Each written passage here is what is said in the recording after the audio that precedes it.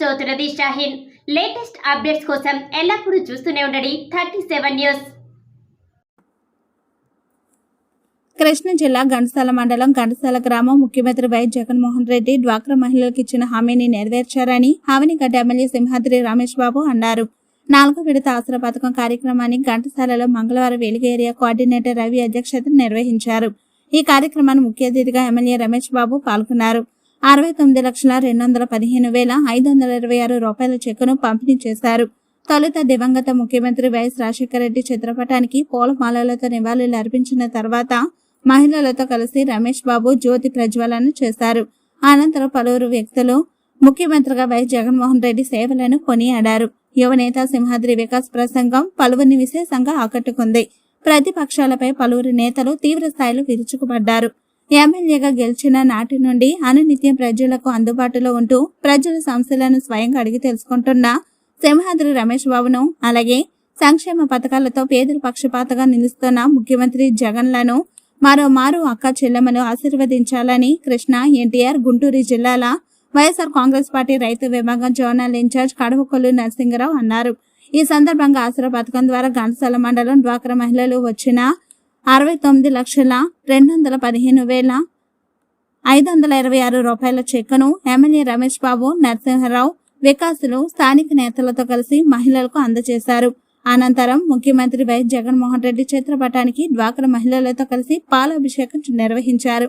వెలుగు APM B అమలేశ్వరరావు పర్యవేక్షణలో జరిగిన కార్యక్రమంలో market committee chairman Vemuri Venkatrao, ZPTC సభ్యులు తొమ్మల మురళి, మండల పరిషత్ ఉపాధ్యక్షులు కొంపటి నాగేంద్ర, మాడ నాగరాజు, గ్రామ సచివాలయ మండల కన్వీనర్ వేమూరి ప్రవీణ్, సర్పంచ్ ముల్లపూడి, పట్టాభి రామారావు, కొంపటి శరత్ బాబు, తొంగల ముసలయ్య, మహిళా మండలి మండల సమైక్య అధ్యక్షురాలు కొల్లూరి ప్రమీల రాణి, సీసీలు, బుక్ కీపర్లు, వైసీపీ నేతలు పెద్ద సంఖ్యలో డ్వాక్రా గ్రూపుల సభ్యులు పాల్గొన్నారు.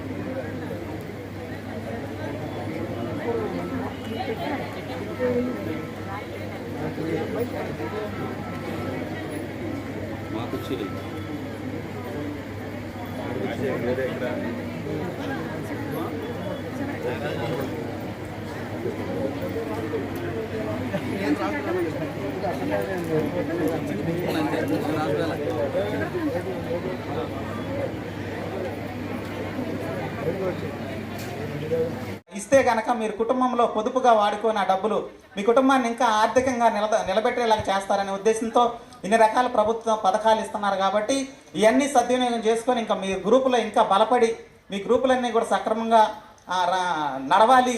అంతకుముందు గ్రూపులు సరిగా లేవు, తర్వాత అన్ని గ్రూపులు కూడా ఏ గ్రేడ్లోకి ఉండేలాగా చేయాలనే తాపత్రయపడుతూ రకరకాల కార్యక్రమాలు చేస్తున్నాం. కాబట్టి ఈ కార్యక్రమాలన్నీ మా ఎమ్మెల్యే గారి అబ్బాయి సింహాద్రి వికాస్ బాబు గారికి, జడ్పీటీ సభ్యులు తుమ్మల మురళీకృష్ణ గారికి, ప్రవీణ్ బాబు గారికి, బ్యాంక్ సర్పంచులకి, బ్యాంక్ ప్రెసిడెంట్లకి, మాడవ నాగరాజు గారికి వైస్ ప్రెసిడెంట్, అలాగే కొంపటి నాగేంద్ర బాబు, కొంపటి శరత్ బాబు, ఎంపీటీ సభ్యులకు, సర్పంచులకు, ఇక్కడికి వచ్చిన మహిళా తల్లులకి అందరికీ కూడా నా యొక్క హృదయపూర్వక నమస్కారాలు. ఈ రోజున జగన్మోహన్ రెడ్డి గారు కొద్దిగా ఓపిక అయినండి. ఎలక్షన్ టైం కూడా ఇంకా దాదాపుగా 65 రోజుల్లో మరి ఎలక్షన్ టైం కూడా దగ్గరికి వచ్చేస్తాం. కాబట్టి మరి జగన్మోహన్ రెడ్డి గారు మీకు చేసిన సేవకి మీ యొక్క ఆశీర్వాదాలు కూడా పేరు పేరున నా హృదయపూర్వక నమస్కారాలు తెలియజేసుకుంటున్నాను. అలాగే వేదిక ముందు ఉన్నటువంటి మహిళా సోదరి మనులందరికీ కూడా నా హృదయపూర్వక నమస్కారాలు. అలాగే పత్రికా సోదరులకు కూడా, ఇక్కడ విచ్చేసిన వైఎస్ఆర్సీపీ నాయకులందరికీ కూడా నా పేరు పేరున హృదయపూర్వక నమస్కారాలు తెలియజేసుకుంటున్నాను. మరి ఏదైతే జగన్మోహన్ రెడ్డి గారు 5 సంవత్సరాల క్రిందట పాదయాత్ర చేసి ఆ పాదయాత్రలో ఏ అయితే ఇబ్బందులు పడుతుందో బడుగు బలహీన వర్గాల ప్రజలు ఏ అయితే ఇబ్బందులు పడుతున్నారో ఆ ఇబ్బందులన్నింటినీ కూడా దృష్టిలో పెట్టుకుని ఆయన ఒక మేనిఫెస్టో తయారు చేసి దాన్ని ఒక భగవద్గీత, ఒక ఖురాన్, ఒక బైబిల్గా దాన్ని ఒక మనసులో పెట్టుకుని ఏదైతే పాదయాత్రలో ఆయన కళ్ళారా చూసినాడో ఆ ఇబ్బందులన్నీ కూడా ప్రజలు పడకూడదు అనే పరిస్థితి లేకుండా ఇంతకు ముందు జగన్మోహన్ రెడ్డి గారు ఇస్తున్న పథకాలన్నింటినీ కూడా పంచి పెడుతున్నారు, పేదలకు పంచి పెడుతున్నారు అని విమర్శించిన వాళ్ళే ఈ రోజున అదే పథకాన్ని మళ్ళా వేరే పేరు మార్చి ప్రవేశపెట్టడం చాలా సిగ్గుచేటైన విషయం వాళ్ళకి. అంటే వాళ్ళకి చేతకానితనం. అదే మన నాయకుడు తను చెప్పింది వాళ్ళు చేసిందేమీ లేదు. చంద్రబాబు నాయుడు గారు 5 ఏళ్ల గవర్నమెంట్లో ఎటువంటి పథకం కానీ బడుగు బలహీన వర్గాల గురించి కానీ ఏ రోజు ఆలోచించలా.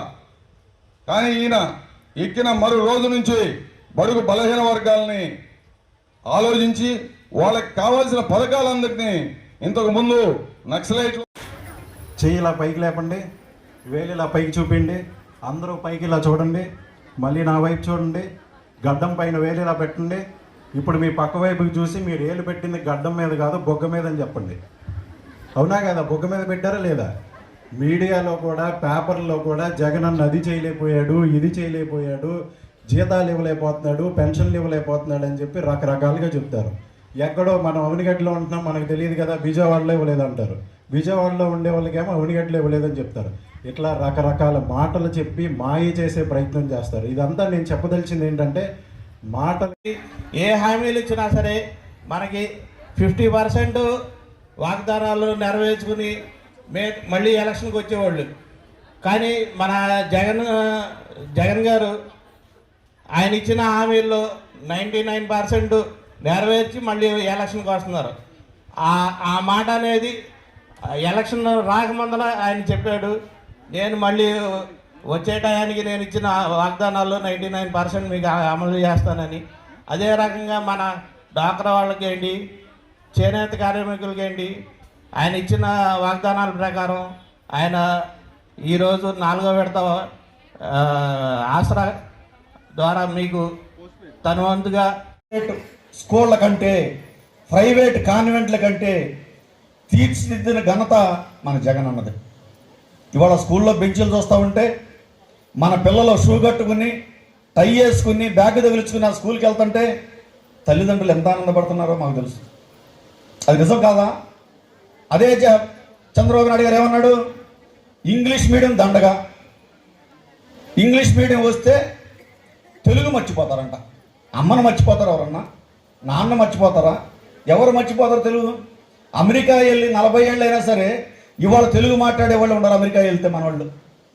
మరి చంద్రబాబు నాయుడు గారికి ఎందుకు అర్థం కాలేదు? అర్థమయ్యింది. ఎందుకంటేనంటే అందరూ ఇంగ్లీష్ మీడియం చదువుకుని అందరూ ఉద్యోగాలు చేస్తే మనకు పాలిగాళ్ళు ఎక్కడ దొరుకుతారో అన్నాడు. పని చేసేవాళ్ళు దొరకరంట. అంటే అందరూ పని చేస్తూనే ఉండాలి, నేను మాత్రం విమానం ఎక్కెళ్ళాలా, నా వాడు మాత్రం డబల్ విమానాలు ఎక్కెళ్ళాలా, లేకపోతే ఇతర దేశాలు వెళ్ళి డ్యాన్స్లు వేయాలా, అది మాత్రం ఆయనకు ఉండాలా. ఆ ఉద్దేశంతోనే ఇంగ్లీష్ మీడియం వద్దన్నది. ఇవాళ ఇంగ్లీష్ మీడియం ఉండబట్టే పిల్లలు చదువుకుని ఏ ఐటీ దాని ఉద్యోగానికైనా సరే ముందుకెళ్ళి ఇవాళ 40 ఏళ్ళ నుంచి 50 ఏళ్ళ నుంచి ₹1,00,000 జీతాలు తీసుకుంటున్నారంటే, ఒక 10 ఎకరాల వ్యవసాయం ఉంటే ఎంత మిగులుతుంది సంవత్సరానికి? 10 రోజులు 22 లక్షలు మిగిలితే ఎక్కువ. బాగా చదువుకుని వృద్ధి చెందితే అది అభివృద్ధి. ఇవాళ హాస్పిటల్ చూస్తున్నాం. ఇంతకుముందు మన గవర్నమెంట్ హాస్పిటల్ ఏ విధంగా ఉన్నాయా? ఇంతమంది డాక్టర్లు ఉండేవాళ్ళ? లేదు గతంలో. ఎందుకని చంద్రబాబు నాయుడు గారికి గుర్తు రాలేదు? పేదవాడికి ఆరోగ్యం కల్పించాలనే ఆలోచన ఎందుకు లేదు? ఆయనకు ఉండదు.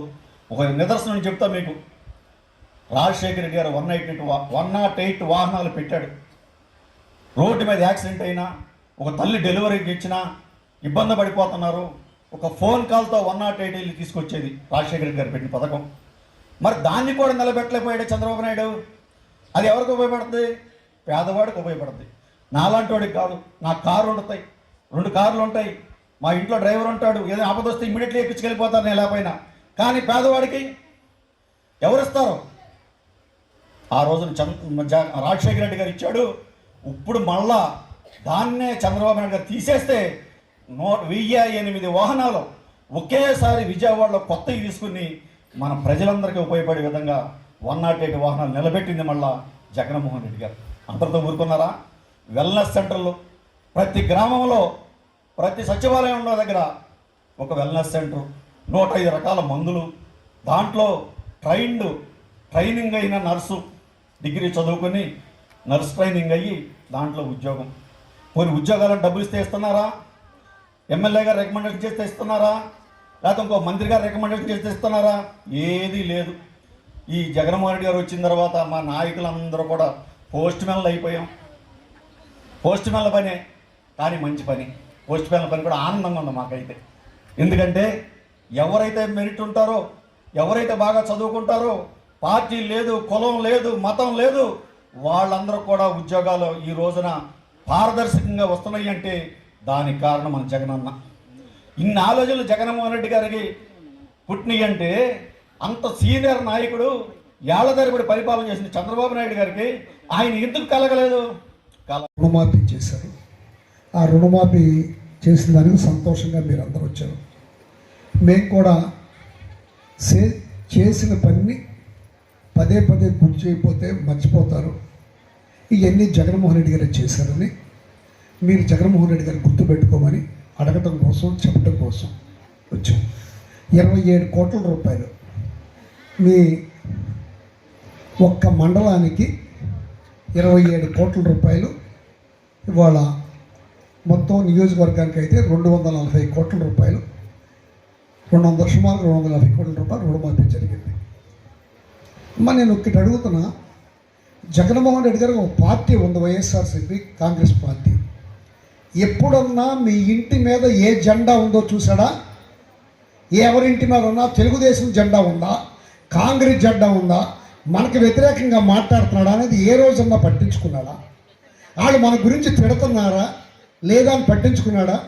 ఈ ఏమీ పట్టించుకోకుండా ఒకే ఒక్కటి ఏంటంటే, వాళ్ళు పేదవాళ్ళు అయితే ఏ పార్టీలో ఉండా, ఏ కులం ఉండా, వాళ్ళని మనం జాగ్రత్తగా చూసుకోవాలని చెప్పి అధికారంలోకి వచ్చిన రోజు నుంచి ఇవాళ వరకు అదే విధంగా ఉన్నాడు. మరి జగన్మోహన్ రెడ్డి గారికి జెండా అంటగట్టి, ఒక పార్టీ అంటగట్టి ఉంది, పార్టీ ఉంది, ఉండాలా అంటగట్టి మనం తెలుగుదేశం, లేకపోతే మేము కమ్యూనిస్ట్ పార్టీ, లేకపోతే మేము కాంగ్రెస్ పార్టీ అని అంటారు. ఎందుకు అంటున్నారు? మీది ఎక్కడన్నా మీ పార్టీలో లేకపోతే ఇంకో రకంగానో కుల పద్ధతిలోనో మీకు ఫంక్షన్స్ వచ్చినాయా? లేదే. అంతకుముందు ఎట్లా ఉన్నాయి? ఆ ఊరిలో ఒక పెన్షన్దారుడు చనిపోతే ఆ జన్మభూమి కమిటీ దగ్గరికి వెళ్ళి కండవాయి ఎంచుకుని పార్టీలో చేరి పెన్షన్ పెట్టుకోవాలా? ఇవాళ జగన్మోహన్ రెడ్డి గారు ఏం చేశారు? అభివృద్ధి లేదు అని చెప్తున్నారు. జగన్మోహన్ రెడ్డి గారి మూలంగా ఈ రాష్ట్రం నష్టపోయిందని చెప్తున్నారు. అనుకుందాం కాసేపు. మీరు పొద్దున్నే లెగ్గానే మీ ఇంటి ముందు ఆర్బీకే కనపడుతుంది. వ్యవసాయదారుడికి వెళ్ళి అక్కడ సలహాలు అడగొచ్చు. మీ ఇళ్ల ముందు ఎల్ఎస్ సెంటర్ కనపడుతుంది. అక్కడికి వెళ్ళి 105 రకాల మందులు ఉంటాయి. బీపీకి, షుగర్కి నెలకి సరిపడా మందులు తెచ్చుకోవచ్చు, వైద్యం చేయించుకోవచ్చు. అక్కడే ఇంకోటి కనపడుతుంది సచివాలయం. వెళ్ళవసరంలా, ఘంటసాల నుంచి ఇంకోసారికి వెళ్ళవసరంలా, కలెక్టర్ ఆఫీస్కి వెళ్ళవసరంలా. మీ వాలంటీర్ని కేకేసి నాకు వయసు వచ్చింది, పెన్షన్ వస్తుంది పెట్టమంటే ఆ వాలంటీర్ తీసుకొని సచివాలయంలో పెడుతుంది. ఇది అభివృద్ధి కాదా? మీ ఊరిలో కనపడే ఎల్ఎస్ సెంటరు, సచివాలయాలు, మీ ఊర్లో వేసిన రోడ్లు ఇంతకు ముందు గవర్నమెంట్ వేసిన దానికంటే ఇవాళ రోడ్లు ఎక్కువ వేసిందా? వేయలేదా? ఈ 4 ఏళ్లన్నరలో ఖచ్చితంగా వేస్తుంది. ఇక అల్లరి ఎందుకు అయ్యా అంటే, ఒక్క 2 నిమిషాలు ముగించేద్దాం, ఎక్కువ టైం తీసుకోను నేను. జగన్మోహన్ రెడ్డి గారు ఎందుకు ఓడించాలి? దేనికి ఓడించాలి? అమ్మ ఒక 5 నిమిషాలు ఆగండి అమ్మ, మాట్లాడుకుందాం. కానీ మీరు తర్వాత నేను ఆపేస్తాను, లేకపోతే మీరు మాట్లాడండి, నేను ఆపుతాను. మా ఊరు అమ్మాయిలే, మా ఊరు కోడ. ఇవాళ జగన్మోహన్ రెడ్డి గారిని ఎందుకు ఓడించాలి? ఏ కారణంతో ఓడించాలి? చంద్రబాబు నాయుడు లాగా 100 అబద్ధాలు చెప్పి చివరిలో ఆఖరిలో పసుపు కుంకుమ ధర 10,000 రూపాయలు మీకు బ్యాంకుల్లో వేశాడు. వేయలేదు అంటలా. చివరిలో ఎందుకు వేయాలా? చెప్పిన పని చెప్పినట్టు చేశాడా, చేయలేదా? 100 అబద్ధాలు చెప్పాడు. ఇవాళ జగన్మోహన్ రెడ్డి గారు చెప్పింది చెప్పినట్టు చేసి ధైర్యంగా మీరు ప్రతి ఇంటికి వెళ్ళండి, ప్రతి గడపకి వెళ్ళండి, గడపకి వెళ్ళి చెప్పండి, జగనన్న మీకు సహాయం చేశాడు, ఉపయోగపడ్డాడు, మీకు న్యాయం జరిగిందనుకుంటే నాకు ఓటేయమని అడుగుతున్నాడు. ఇంతకుముందు రాజకీయ నాయకులు ఎవరన్నా అట్లా దమ్ముగా అడగగల నాయకులు ఎవరన్నా ఉన్నారా? ఇది రాజశేఖర రెడ్డి గారి వారసత్వం. రాజశేఖర రెడ్డి గారికి పేదవాడే కనిపించేవాడు. ఆయన కొడుక్కి వాళ్ళ పేదవాళ్ళు తప్ప వేరే వాళ్ళు కనిపించరు. మీరందరూ ఒక్కసారి ఆలోచించుకోండి. మీ పిల్లలు చదువుకుంటారంటే ఇంగ్లీష్ మీడియంలో, ఇందాక నేను ఇంకోటి చెప్పడం మర్చిపోయా, ఈ ఊళ్ళలో 3 చూడమన్నా కదా, సచివాలయం, ఆర్బీకే, ఎల్ఎస్ సెంటర్. దీంతో పాటు మీ ఊర్లో స్కూల్కి వెళ్ళండి. ఆ స్కూల్ మూత పడిపోయేటట్టుగా ఉండేది ఇంతకు ముందు, ఈ గవర్నమెంట్ రాకముందు. ఇవాళ ఆ స్కూల్ ఎట్టా ఉందో చూడండి. ఇవన్నీ దేనికి ఉపయోగపడతాయి? ప్రతి పేదవాడికి ఉపయోగపడతాయి. మీ పిల్లలు ఇంగ్లీష్ మీడియంలో చదువుకోవాలనుకున్నాడు ఆయన. కారణం, ఎన్ని సంక్షేమ పథకాలు పెట్టినా ఏం చేసినా వీళ్ళ బతుకులు మారాలంటే వీళ్ళ పిల్లలు కూడా ఆర్థిక సంపన్నుల పిల్లల్లాగా చదువుకుని ఇతర దేశాలకు వెళ్ళి ఉద్యోగాలు చేయాలా, బాగుపడాలా, ఆర్థిక అసమానత తొలగాలని కోరుకున్నాడు. ఇంగ్లీష్ మీడియం పెడితే తప్పు. ఎందుకు తప్పు? మీ పిల్లలు ఎప్పుడూ పనిచేసేవాడుగానే బతకాలా? వాళ్ళు మాత్రం విదేశాలకు వెళ్ళి ఇంకోసారికి వెళ్ళి ఉద్యోగాలు చేసుకోవాలా? రేపు మీ ఇళ్ళకి వచ్చినప్పుడు ఒకే ఒక మాట అడగండి, ఎందుకు ఇంగ్లీష్ మీడియం పెట్టొద్దన్నారని అంటే సమాధానం వాళ్ళ దగ్గర నుంచి రాదు. ఇవాళ జగన్మోహన్ రెడ్డి గారికి ఎవరు వ్యతిరేకం? కార్పొరేట్ స్కూల్స్ వాళ్ళు లక్షల కోట్ల రూపాయలు పెట్టి చైతన్య, నారాయణ, విశ్వభారతి పెట్టేవాళ్ళు అందరూ జగన్మోహన్ రెడ్డి గారికి వ్యతిరేకం. కారణం, వాళ్ళ స్కూల్స్, గవర్నమెంట్ స్కూల్స్ బాగు చేయడం మూలంగా, పరిస్థితి ఇంగ్లీష్ మీడియంలో పెట్టడం మూలంగా, ఇక్కడ మంచి టీచర్స్ని అడ్డు పెట్టడం మూలంగా వాళ్ళు వ్యతిరేకం. ఇంకొకళ్ళు ఎవరు వ్యతిరేకం? కార్పొరేట్ హాస్పిటల్స్ వాళ్ళు కోట్లాది రూపాయలు పెట్టి పేషెంట్ వెళ్ళగానే ఆపరేషన్లు ఇంకోటనో చేసి డబ్బులు గుంజుకునే వాళ్ళందరికీ జగన్మోహన్ రెడ్డి గారికి వ్యతిరేకం. కారణం, 5 లక్షలు ఉండ ఆరోగ్యశ్రీని 25 లక్షలు చేశాడు. మీ ఊర్లో నెలకి 2 సార్లు డాక్టర్ వస్తాడు మీ ఊరికి, మందులు ఇచ్చి వెళ్తారు, నెలకి సరిపడా బీపీకి, షుగర్కి ఇస్తున్నారు. దీని మూలంగా ఆ సంపాదన పడిపోయింది కనుక వాళ్ళు వ్యతిరేకం. ఇంకొకటి వ్యతిరేకం ఎవరు? 10 కోట్లు సంపాదించినోడు, 50 కోట్లు సంపాదించినోడు ఈ 4.5 సంవత్సరాల్లో 20 కోట్లు 50 కోట్లు కాల. అందుకు బాధ. మరి ఎవరికి ఉపయోగపడింది? మీరందరూ గుండె మీద చేసి చెప్పండి. 4 సంవత్సరాలు 8 నెలల్లో ఎంతన్నా కానీ అంతకు ముందు బతుకుతున్న బతుకు కంటే మీరు మెరుగుపడిందా లేదా? మీ పిల్లల చదువులు బాగుపడుతున్నాయా లేదా? మీ ఊళ్ళో మీకు ఎంతమందికి సచివాలయాలు ఉద్యోగాలు వచ్చినాయి? ఎంతమంది వాలంటీర్లకు ఉద్యోగాలు వచ్చినాయి? అయ్యా, వాలంటీర్లు ఈ మధ్యన ఏదైతే తలుపు కొట్టి మీరు పంచాయతీ ఆఫీస్కి వెళ్ళి పడిగాపులు పడి కళ్ళు తిరిగి ఆ ఫంక్షన్ కోసం పడిపోయిన వాళ్ళు ఉన్నారు. అటువంటి ఇబ్బంది లేకోకుండా వాలంటీర్లు మీ ఇంటికి పంపించి తెల్లారిగట్ట ఫంక్షన్ ఇప్పించి ప్రతి పనిలోనూ పారదర్శకంగా చూస్తుంటే వాళ్ళంతా అమ్మాయిలు నమ్మేస్తున్నారంట. మీ కళ్ళ ముందు పుట్టిన పిల్లలు, మీతో పాటు పెరిగిన పిల్లలు ఎవరన్నా అమ్మాయిలు నమ్ముకునే పరిస్థితి గ్రామాల్లో, ఊళ్ళల్లో ఎక్కడన్నా ఉంటుందా? ఇది ఎంత దుర్మార్గమైన పని. చంద్రబాబు నాయుడు గారు కుట్రపూరితమైన వ్యవహారంతో ఆయన ఆ మాట మాట్లాడుకోకుండా పవన్ కళ్యాణ్ గారితో మాట్లాడిస్తారు. ఇవాళ మీ అందరికీ ఒక్క మాట చెప్తున్నా, జగన్మోహన్ రెడ్డి గారు ఓడిపోతే ఈ రాష్ట్రంలో ఉన్న ప్రతి పేదవాడు ఓడినట్టే. కారణం ఏంటంటే మీకు వచ్చే సంక్షేమ పథకాలు, మీకు వచ్చే ఏపీఎం గారు పక్క వచ్చేయండి, ఇటు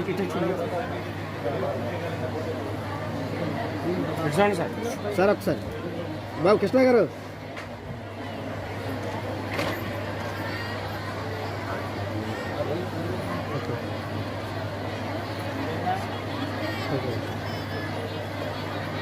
సీఎం చిత్రపటానికి, సీఎం గారి చిత్రపటానికి పాలాభిషేకం చేస్తారు. ఇక్కడ తీసుకుంటారు. ఎస్ఆర్ ఆసరా 4వ విడత ఇవాళ ఘంటసాల మండలంలో మహిళా తల్లులతో మన ఎమ్మెల్యే సింహాద్రి రమేష్ గారు కలిసి అందరి ఆనందాన్ని పంచుకోవడంలో ఈ రోజున మాకైతే ఒక లీటర్ బూస్ట్ తాగినట్టుగా ఉంది.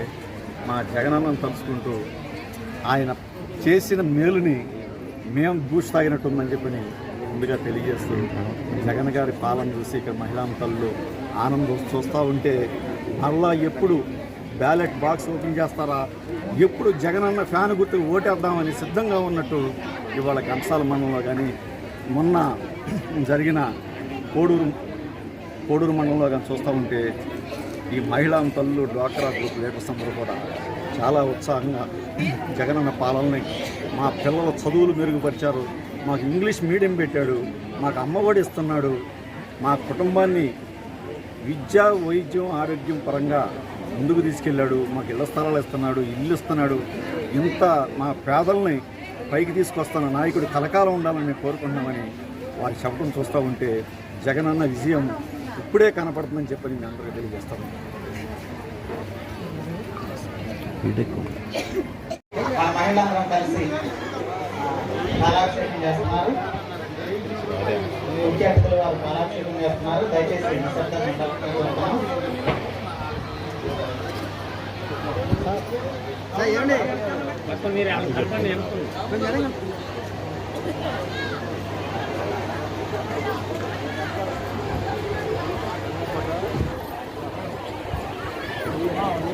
మంచినీళ్ళు మీకు మీ పక్కనే ఉన్నాయి. బిస్కెట్ ప్యాకెట్స్ ఇచ్చారు. మంచినీళ్ళు తాగాలని వెళ్ళేవాళ్ళు. వాటర్ క్యాన్స్ ఉన్నాయి. మంచినీళ్ళు మాకు గోడ వైపు ఇటువైపు కూడా ఉన్నాయి.